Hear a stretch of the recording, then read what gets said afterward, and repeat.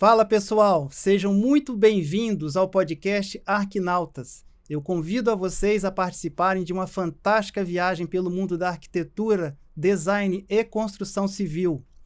Nós estamos inaugurando hoje uma plataforma exclusiva para vocês dos bastidores, as histórias da arquitetura, dos profissionais, de quem está envolvido com a construção civil do nosso estado. Então, em cima disso, hoje, para a gente inaugurar o nosso programa em grande estilo, nós trazemos aqui o profissional arquiteto José Daia, que tem um currículo extenso, e eu vou pedir para que ele se apresente aqui para a gente, né?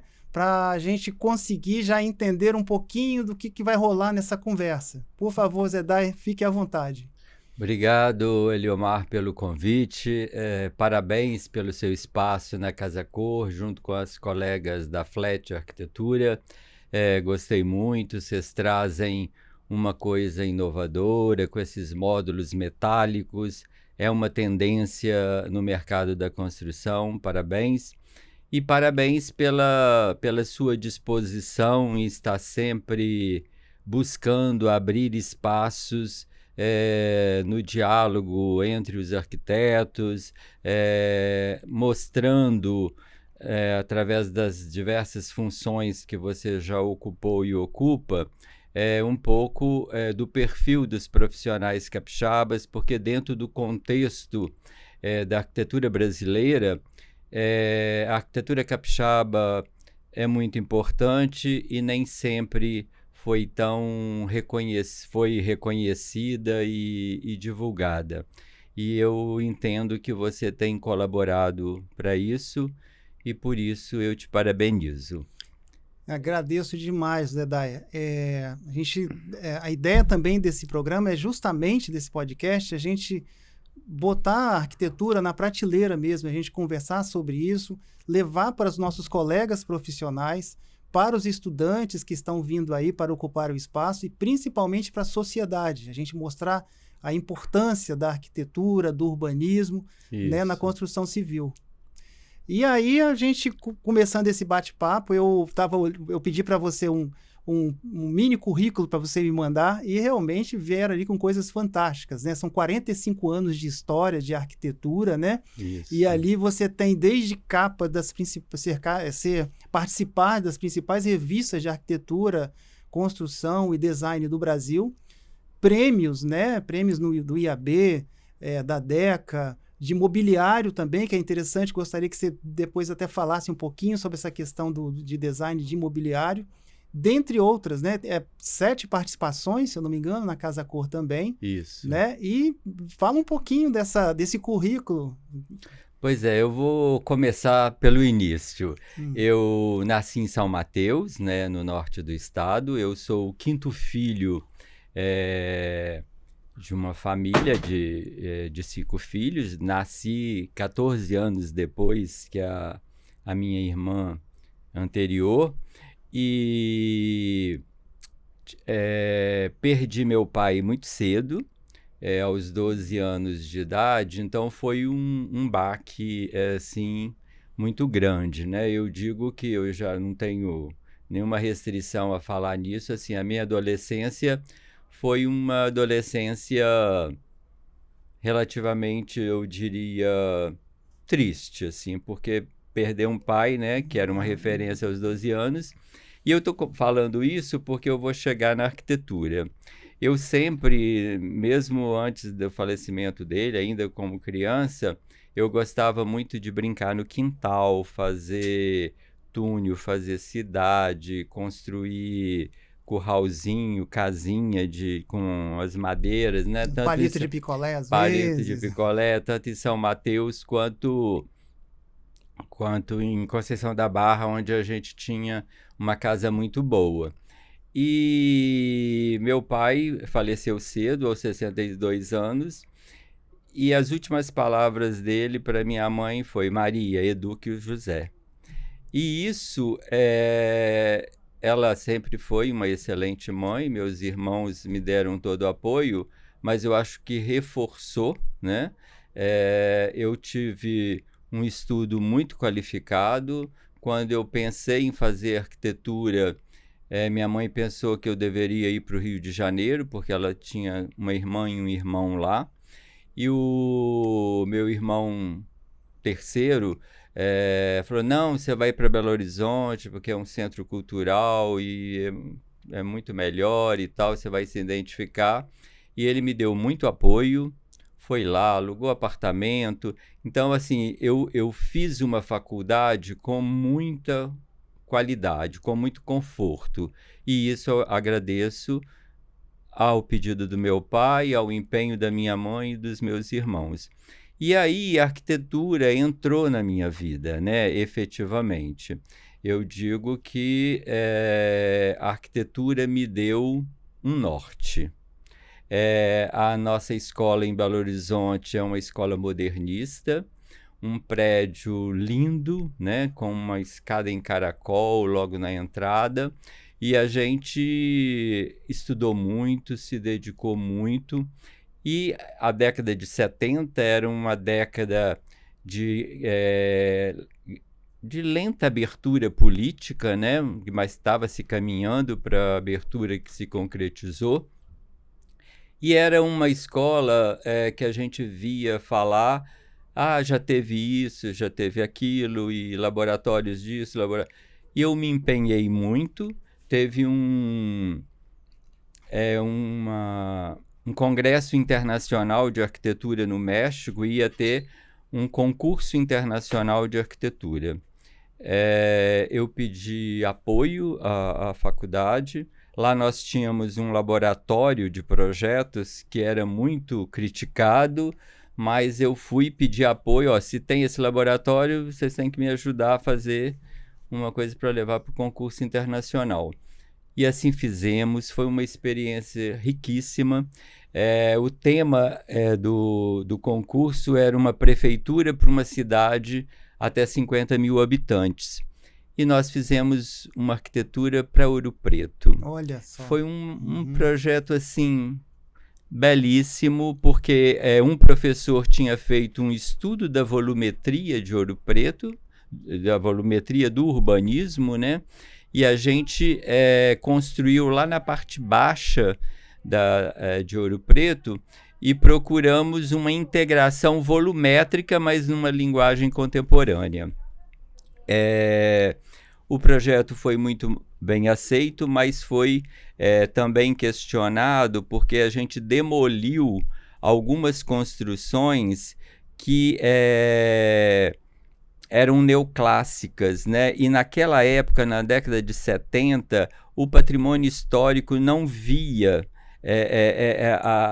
toda a arquitetura do passado. Precisava ser o barroco puro, o jesuítico puro, né? E era mais radical, né? E esse neo não era bem visto. E a gente foi conduzido para... E nós concordamos de demolir algumas dessas construções, e isso foi severamente criticado pela banca.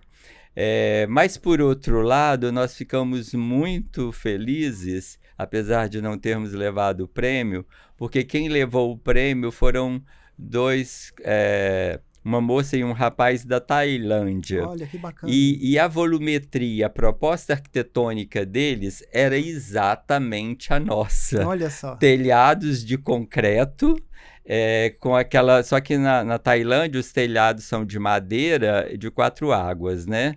E a gente fez telhados de concreto em Ouro Preto, mas de 2 águas, de meias águas e tal. E o conceito era o mesmo. A gente fez um espaço aberto para a cidade, integrado a equipamentos públicos, e eles fizeram a mesma coisa integrados a uma feira livre da cidade, lá próximo ao mar.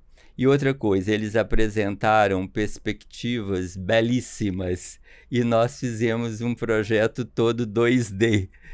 E eu lembro que, na época, o Silvio de Podestá, que é um arquiteto muito conceituado em Belo Horizonte, ele se propôs a fazer as perspectivas para nós, mas os nossos orientadores não deixaram, porque eles não participaram conosco do projeto, né?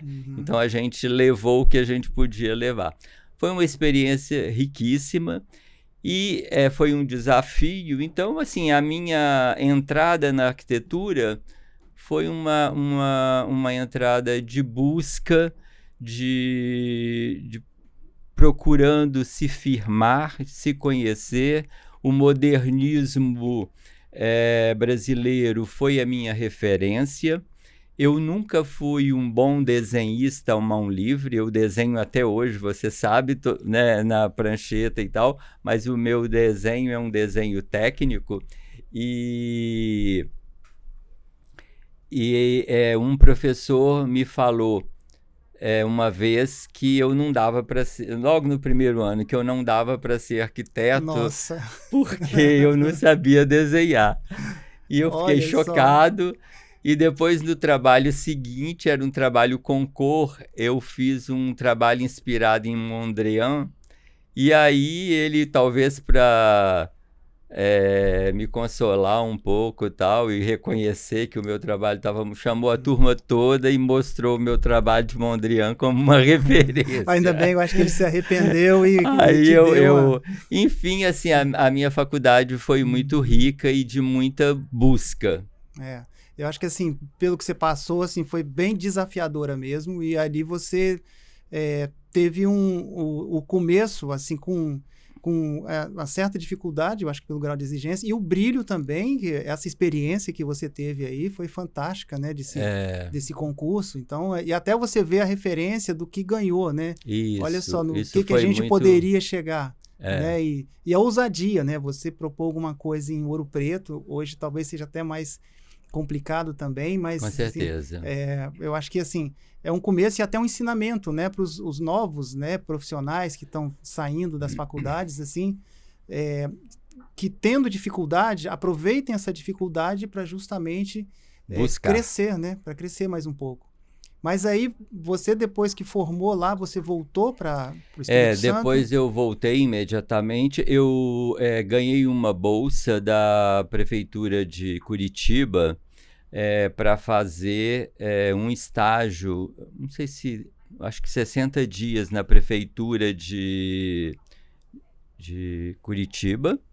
E eu tinha um irmão que trabalhava na área de agricultura do estado, e eu propus à prefeitura que eu faria um projeto de agrovilas para o norte do estado, porque a fazenda do meu pai era entre São Mateus e Nova Venécia.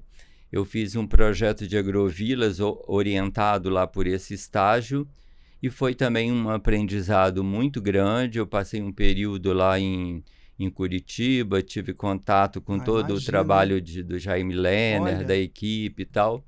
E aí voltei, comecei a trabalhar em casa, participei do concurso do Mercado da Capixaba,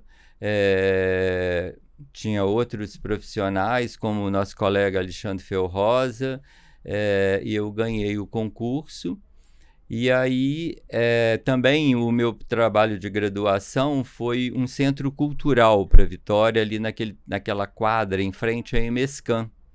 E eu apresentei esse trabalho de graduação para o governo do estado, através da Fundação Cultural. Foi um trabalho assim, de pesquisa extenso, que eu aprendi muito, então juntou o fato de eu ter feito esse projeto de graduação, ter levado, assim, só para conhecimento ao governo do estado, através da Fundação Cultural, ter ganho o concurso para restaurar o Mercado da Capixaba, o Dr. Renato Pacheco me convidou para montar e chefiar a divisão de patrimônio histórico. Olha que responsabilidade, hein? Que bacana, hein? Aí a gente fez todo o cadastramento do Porto de São Mateus, que estava muito deteriorado, não dava para restaurar imediatamente.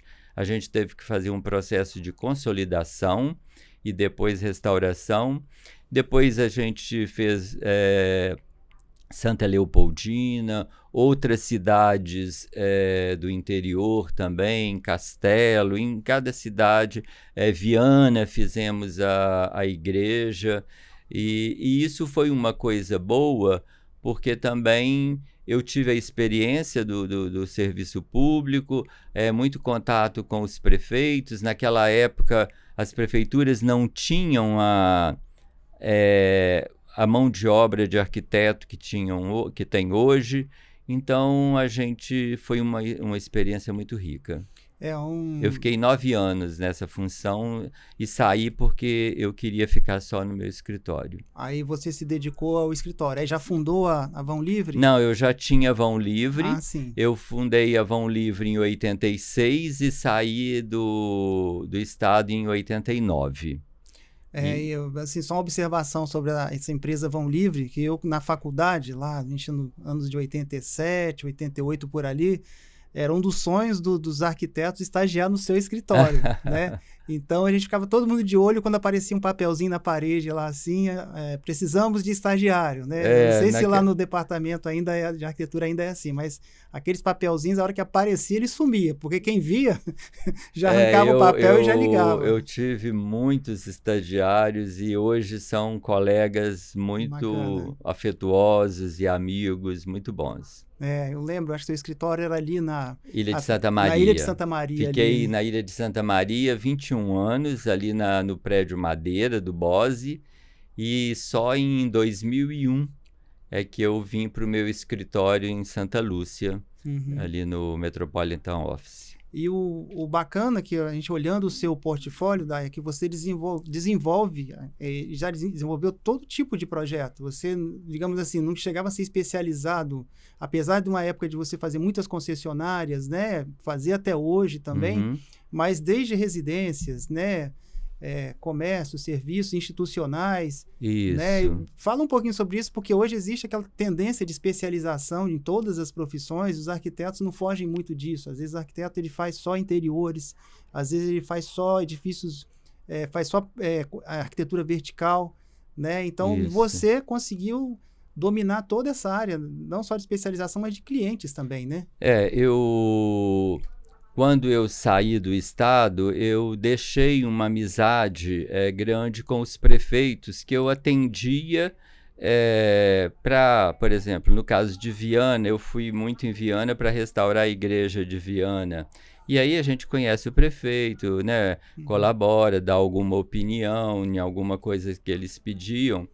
E isso me fez com que eu viesse a fazer a Prefeitura de Viana, que é um trabalho que eu tenho muito orgulho. É um belíssimo projeto. É um projeto, assim, de muita inspiração no modernismo brasileiro. A gente rebaixou o terreno para que a Prefeitura emoldurasse a igreja, né?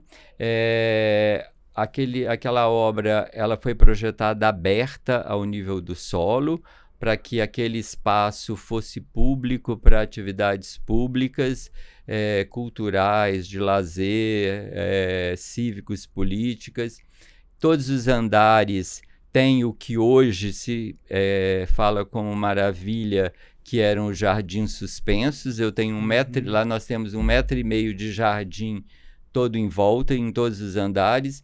Isso não foi, não está implementado, já foi, mas parou.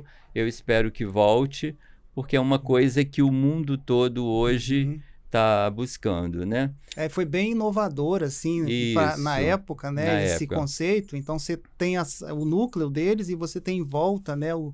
Os jardins. Eu lembro que eu já visitei a prefeitura algumas vezes e aquilo chama muita atenção, né? De você ter aquele tipo de arquitetura. Está na margem da BR-262, então é um prédio muito visto, né? E ficou um marco na cidade, né? Depois eu fiz na década de 80 ainda o Centro Cultural Carmélia, que é um projeto que também eu me orgulho muito, no sentido de que ali a gente procurou ter uma visão social, uma visão de qualificação e de integração das pessoas em torno de um espaço público, né? Aquela rua ao lado do Carmélia, ela não existia, aquilo ali fazia parte do lote.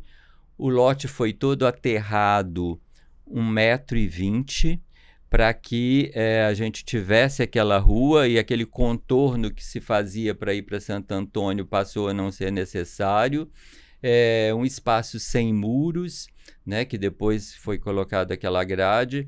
Então, é um projeto que pensou no resgate humano, em especial dos jovens, né?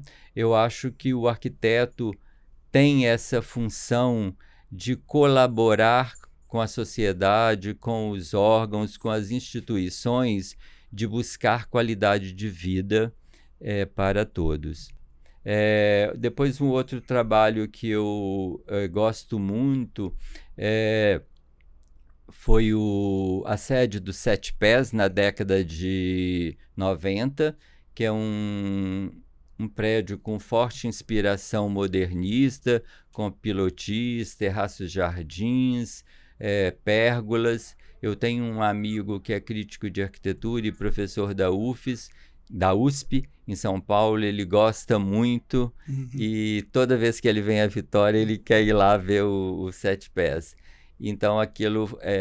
E também eu fiz a Audi na Reta da Penha, e esses prédios que têm uma marca são aqueles em que a relação dele com a cidade eu consegui extrapolar o convencional, né? Abrir o prédio para a cidade. Eu acho que, como dizia Frank Lloyd Wright, a boa arquitetura é aquela que torna o lugar mais bonito. Não ele em si é mais bonito, mas ele torna o lugar, o entorno. Então, eu acho importante que nós, arquitetos, tenhamos essa linguagem, esse olhar para o entorno, né? Nós transformamos a cidade, né? Então, Exatamente. A gente tem que ter muito cuidado com isso, né? O Carmélia, que você citou, foi um exemplo disso. Ele marcou a nossa geração de arquitetos recém-formados assim, na UFES, exatamente pela recuperação do espaço, né? Eram os galpões, né, que estavam fechados, ali, ou seja, por a sua muros. arquitetura ela sempre surpreendeu a cidade, né? Como você falou lá, não só do Carmélia, que de repente revitalizou um pedacinho da cidade que estava ali bem desgastado, né? A criação da rua lateral que você criou o movimento. O que permaneceu do Carmélia até hoje é a rua, ela se integrou à malha urbana. É uma pena que com o tempo o Carmélia ele foi deixado de lado, né? Isso. E aí, quando você fala da sede do Sete Pés, da sede da Audi, assim, também foram grandes e belíssimas surpresas para a cidade, ou seja, prédios que ficaram voltados para a cidade, que serviram de referência. Né? Abertos para a cidade. Eu sempre gostei muito do projeto de interiores. Tive 7 participações em Casa Cor. E eu gosto de dizer que as Casa Cor foram para mim, cada uma pós-graduação que eu fiz, porque eu fiz para mim. Eu não tive a preocupação de agradar a ninguém. Tive total apoio dos meus colaboradores, os lojistas, a construtora e tal, mas eu fiz aquilo que eu queria fazer e, principalmente, aquilo que eu não conseguia fazer dentro da casa do cliente. Então, a Casa Cor, para mim, foi uma escola. Eu aprendi com as minhas ousadias na Casa Cor, sabe? E eu sinto que eu me tornei mais seguro das coisas que eu faço, das coisas que eu gosto. Eu acho que você falou é muito interessante, porque eu tenho participado de algumas edições e tenho também um sentimento que eu compartilho com você, que é exatamente esse, da gente fazer para a gente, experimentar os acabamentos, experimentar o tipo de fornecimento, os fornecedores e tal, a sensação de você estar ali, porque você é seu cliente, né? Exatamente. Então você vê o que deu certo, o que não deu, para você empregar em outras ocasiões. Foram 7 experiências muito valiosas. Eu tenho trabalhado bastante nessa área de interiores, tenho trabalhado muito também na área corporativa, de grandes empresas, e isso é muito gratificante, porque a gente vê que o trabalho leva qualidade de vida para o dia a dia das pessoas. As empresas estão todas muito preocupadas em qualificar o ambiente de trabalho dos seus colaboradores. Então, o papel do arquiteto é muito rígido, é muito rico, né? E a gente tem muito a colaborar. Verdade. E a gente está numa época assim, de muitas transformações, mas a tua geração, nesses 45 anos de estrada que você começou lá indo a Curitiba, né? Trabalhar, estagiar em 80 por aí, os escritórios se transformaram, né? Exato. Então, por exemplo, o escritório da Avão Livre lá no prédio do Bose, lá na Ilha de Santa Maria. Era toda no nanquim do Armógrafo. E naquelas pranchetas grandonas, aquelas altas, né? Que você praticamente desenhava em pé, né? Porque as minhas eram baixas, a gente deitava nas pranchetas. Exato. Então, você tinha aquela estrutura maior, né? As salas eram maiores, né? Porque você tinha que fazer os desenhos, né? As canetas e tal. E hoje os escritórios, eles praticamente estão cabendo numa mesa, né? Dependendo da situação. Me fala como é que foi essa transição, como é que você conseguiu sair desse grande, com muita gente, muitas pranchetas, e chegar até a sua mesa de trabalho, como você falou lá, com a régua paralela, né? Foi um processo gradativo. Eu tinha como colaboradora a arquiteta Carla Perim. Ela, acho que é Perim ou Perini, talvez. Desculpa, Carla, eu não lembrar. Ela vai entender. Não lembrar seu sobrenome, mas ela ficou comigo muito tempo. Ela é formada na UFES. E aí, quando já tinha surgido o AutoCAD, eu contratei um curso de AutoCAD para ela e ela foi fazer. E ela que trouxe o AutoCAD, ela era arquiteta, né, trabalhava comigo profissionalmente e tal. E depois ela saiu para ter um negócio próprio. E aí a gente continuou. Veio a minha filha depois, a Lorena, que se formou em arquitetura em 2008. Ficou muito tempo comigo, agora ela mora no exterior, mas é minha sócia e a gente continua se comunicando. Mas o meu processo criativo é todo na prancheta, é todo no lápis, no pó de borracha, e depois é que vai pro computador. Às vezes a gente brinca assim, é mais borracha do que lápis, né? Então, para você ir renovando ali o desenho, verdade, né? É importante isso, é bom, como eu falei, né? A gente tem as novas gerações que com certeza vão ver esse podcast como um ensinamento, como uma aula, para entender esse processo de criação, né? Da lapiseira, né? Isso. Que ele é muito importante para daí sim você passar para o computador, não abandonar a lapiseira, né? Eu pelo menos tenho muita dificuldade de desenhar no computador, então eu estou ali na lapiseira mesmo, e aí em seguida a gente passa para o computador, porque a gente para a parte criativa funciona de uma forma mais solta, né? E assim, o processo criativo que você me perguntou antes é um processo, às vezes, rápido, às vezes demorado. Eu brinco que eu ponho o projeto, o tema do projeto na minha CPU e ando com ele para baixo para cima, né? Então, às vezes, tem projetos mais desafiadores, às vezes outros fluem com mais...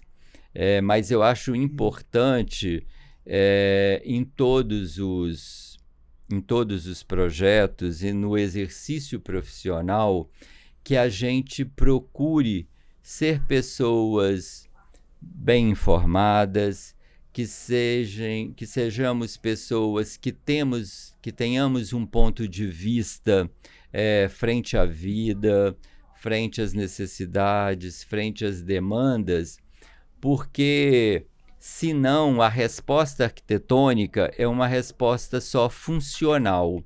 E quando você se posiciona diante da vida e de todas as funções que você exerce, você acaba fazendo uma arquitetura mais rica, né? Porque você deixa transbordar um pouco de si mesmo nos projetos. Isso é importante, esse depoimento, porque inclusive a gente está na época aí da inteligência artificial, GPChat, né, essas ferramentas, né, que podem auxiliar os profissionais, né? Isso. Apesar do que tem algumas pessoas que estão investindo muito nessa área como se fosse a grande solução, né? Eu encaro como uma ferramenta, assim, que pode ajudar o trabalho do profissional, né? Não sei se você já está um pouquinho familiarizado com isso ou já viu alguém desenvolver só isso, estou né? lendo e observando por enquanto. Achando curioso, porque é uma Isso. nova revolução isso daí, né? A gente está acompanhando meio que de longe. Mas, assim, eu acho que a gente está numa fase agora que a gente, até quando a gente fundou as BEA aqui no estado, a gente levando para o lado agora institucional, uma das primeiras pessoas que eu pensei em conversar foi justamente com você, até pela sua experiência, Zé, e você poder nos aconselhar bem como andar, caminhar com esse processo todo, apesar das BEAs já existir no Brasil há mais de 50 anos, quer dizer, no estado agora, que a gente está caminhando um pouco, né? São 21 escritórios e tem sido... É importante, eu encontrei os colegas aqui antes e uma das coisas boas que a Asbeia nos trouxe foi o conhecimento do trabalho dos colegas, né? Porque cada um vive no seu mundo, às vezes a gente vê só por internet, né, Instagram, e às vezes não vê, porque você sabe do colega, mas não sabe o que ele está produzindo. E a Asbeia me mostrou colegas que eu conhecia um lado deles e não sabia que fazia coisas tão bonitas, tão importantes, tão qualificadas. Então, eu acho essa troca muito importante. Você vê que no nosso grupo da Asbeia, hoje mesmo teve alguém perguntando, me ajuda, como é que eu faço na prefeitura de Guarapari, eu preciso de uma informação, aí veio 2, 3 colegas orientaram a quem procurar.